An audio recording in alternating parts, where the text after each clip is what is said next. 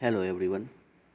आज हम Rapidex English speaking course का 5वें दिन का जो टॉपिक है उसको डिस्कस करेंगे, क्योंकि 4th डे को हमने कंप्लीट कर लिया था इस सीरीज़ में और आज हम 5th डे को डिस्कस करेंगे। 5वें डे में हमें क्या सिखाया गया है, चलिए आइए देखते हैं। 5th डे में हमें वर्तमान काल यानी कि प्रेजेंट टेंस के बारे में बताया गया है। कुछ जानकारी दी गई है, सबसे पहले उसको पढ़ लेंगे। तो आइए पढ़ते हैं।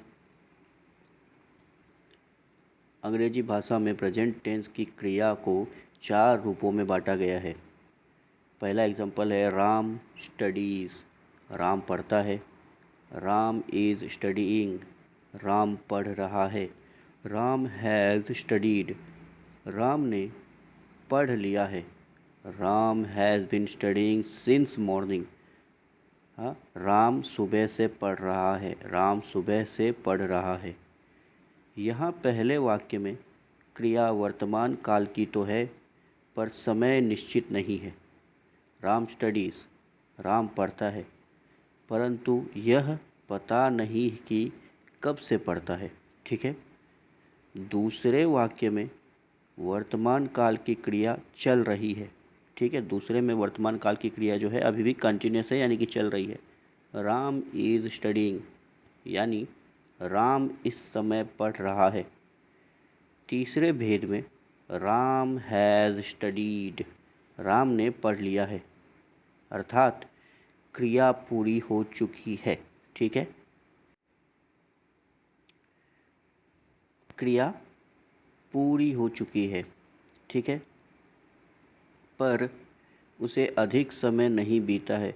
और चौथे भेद में Ram has been studying since morning, अर्थात क्रिया एक निश्चित समय से चल रही है। इन्हें क्रमश present indefinite, present continuous, present perfect continuous कहा जाता है। यानी कि present indefinite tense, present continuous tense, present perfect tense और प्रेजेंट परफेक्ट कंटिन्यूअस टेंस कहते हैं। तो प्रेजेंट टेंस के ये टोटल 4 पार्ट होते हैं। अब इनके कुछ एग्जांपल्स देखेंगे। इसमें आपको कुछ भी याद रखने की ज़रूरत नहीं है, रूल्स। आपको सीधा सेंटेंस वो है सेंटेंस याद करना है। आइए पार्ट ए देखते हैं, जिसमें डज और डू के बारे में बताया गया है। ठीक है, शुरू करते हैं। पहला सेंटेंस है, क्या तुम अंग्रेजी पढ़ते हो? Do you study English? हाँ, येस आई डू। क्या लता तुम्हारे घर आती है? Does Lata come to your house? हाँ, वह कभी कभी आती है। Yes she comes sometimes. क्या दूसरे मित्र भी तुम्हारे पास आते हैं? Do other friends also come to you? हाँ, वे भी आते हैं। Yes they do. तो आगे देखते हैं। क्या तुम मुंबई रहते हो? डू यू स्टे इन मुंबई? नहीं, मैं कोलकाता रहता हूँ। No I stay in Kolkata. तो ये पार्ट ए था, जिसमें डू और डज के कुछ सेंटेंसेस दिए गए थे। इनको आपको याद करना है। आगे पार्ट बी को देखते हैं, सेकंड पार्ट बी, जिसमें इज़ एम आर या इज़ आर एम के बारे में बताया गया है। ये कंटिन्यूस टेंस वाला है, जहाँ इज़ एम आर आ गया वो कंटिन्यूस होता है। ठीक है। क्या यही पुस्तक तुम्हें चाहिए? Is this the book you are looking for? हाँ, यही पुस्तक मुझे चाहिए। Yes this is it. ठीक है, 2 सेंटेंसेस हो गए, इसको याद करना है। क्या रीटा फिल्म देख रही है? Is Rita watching a movie? नहीं, वह वीडियो गेम खेल रही है। No she is playing a video game. ठीक है, यहाँ पे जो है सेंटेंसेस को कन्वर्सेशन के माध्यम से दिखाया गया है। ये एक बात भी आपको ध्यान में देना है। कन्वर्सेशन मतलब क्या?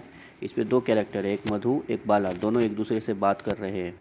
दोनों एक दूसरे से बात कर रहे हैं और उसी के ज़रिए जो है सेंटेंसेस को दिखाया गया है। ठीक है। बाला कहता है फिर आके, बाला क्या तुम अब बाज़ार नहीं जा रही हो? Are you not going to the market now? नहीं, नो आई एम नॉट। क्या तुम्हारे पिताजी सरकारी नौकरी करते हैं? Is your father in government service? No, नहीं, मेरे पिताजी व्यापारी हैं। No, he is a businessman. ठीक है।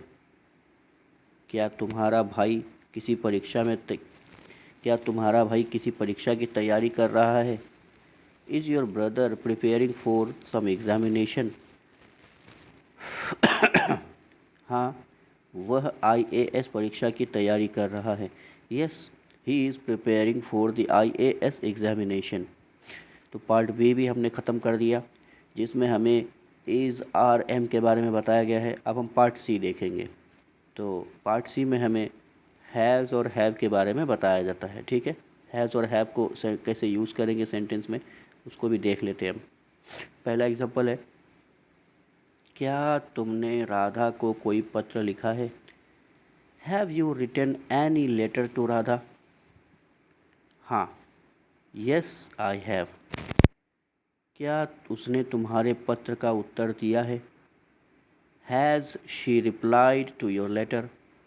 नहीं, नो शी हैज़ेंट। क्या तुमने खाना खा लिया है? Have you taken your meals? नहीं, मैंने सुबह का नाश्ता काफ़ी भारी किया था। No, I had a heavy breakfast in the morning.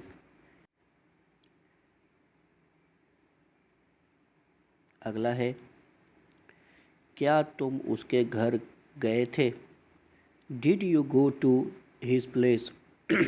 नहीं, अभी मुझको जाना है। No, I have yet to go. ठीक है, तो पार्ट सी भी हमने देख लिया। अब हम पार्ट डी देखेंगे। डी वाले में हमें हैज़ बिन और हैव बिन के बारे में बताया गया है। तो हम सीखेंगे कि हैज़ बिन और हैव बिन को किस तरीके से सेंटेंसेस में इस्तेमाल किया जाता है। पहला सेंटेंस है, इसमें दो लोगों के कन्वर्सेशन या इंटरेक्शन की बात की गई है। एक तो श्याम है, एक और एक गोपाल है, और ये दोनों हैज़ बिन और हैव बिन के इस्तेमाल से बात कर रहे हैं। तो पहला सेंटेंस है, तुम सुबह से क्या कर रहे हो?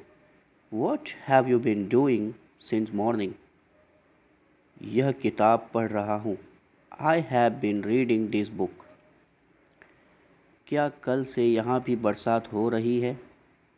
Has it been raining here also since yesterday? हाँ, हो तो रही है पर रुक रुक कर। Yes, it has bin but not continuously. ठीक है, आगे देखते हैं। क्या पानी काफ़ी देर से उबल रहा है? Has the water been boiling for long?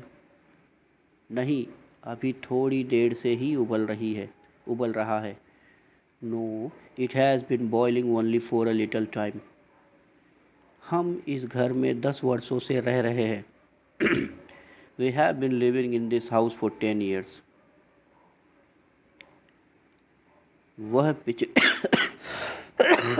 Am sorry, माफ़ कीजिएगा, थोड़ा गला ख़राब है। वह पिछली जनवरी से एक नए प्रोजेक्ट पर काम कर रहा है। He has been working on a new project since January. ठीक है, तो ये कुछ सेंटेंसेस है जिसको 4 पार्ट में डिवाइड करके हमको सिखाया गया है। ठीक है, इन सभी सेंटेंसेस को आपको याद करना है। अब कुछ याद रखने वाली बातें भी यहाँ पे दी गई है, उसको भी हम देख लेते हैं। You are writing a letter. तुम पत्र लिख रहे हो। You have written a letter. तुम पत्र लिख चुके हो। ये दोनों सकारात्मक यानी कि अफर्मेटिव वाक्य है। इनके नकारात्मक निगेटिव तथा प्रश्नात्मक इंटरोगेटिव वाक्यों में इस प्रकार बदला जा सकता है। मतलब ये जो दो सेंटेंसेस दिए गए ना, वो अफर्मेटिव है। इनको नेगेटिव और इंटरोगेटिव कैसे बनाएंगे, इसके बारे में जानकारी आगे दिया हुआ है। देखते कैसे बनाएंगे हम उसको इंटरोगेटिव और नेगेटिव में। तो देखिए, you are not writing a letter. दूसरे सेंटेंस में you have not written a letter. So सिर्फ नॉट और नॉट ऐड कर दिया गया है हेल्पिंग वर्ब आर और हैव के बाद। ठीक है, तो जो हेल्पिंग वर्ब है ना, आर और हैव, इसके बाद नॉट नॉट लगा देंगे तो नेगेटिव बन जाएगा। आगे इंटरोगेटिव कैसे बनाएंगे वो भी दिखाया गया है। तो थोड़ा सा जूम करके देखते हैं हम इसको। देखिए, are you writing a letter, have you written letter. तो हमने क्या किया, हेल्पिंग वर्ब को पहले लिख दिया और सब्जेक्ट को बाद में। तो इससे ये इंटरोगेटिव हो गया। हेल्पिंग वर्ब पहले, सब्जेक्ट बाद में, तो क्या हो जाएगा, इंटरोगेटिव बन जाएगा। इसकी जानकारी भी आगे दी जाएगी, देखिए पढ़ लेते हैं उसको भी। आपने देखा कि सकारात्मक वाक्यों को नकारात्मक वाक्य बनाने के लिए सहायक क्रिया आर हैव के बाद नॉट जोड़ना पड़ता है। इसी तरह प्रश्नात्मक वाक्यों में सहायक क्रियाएं आर हैव वाक्य के शुरू में आ गई हैं।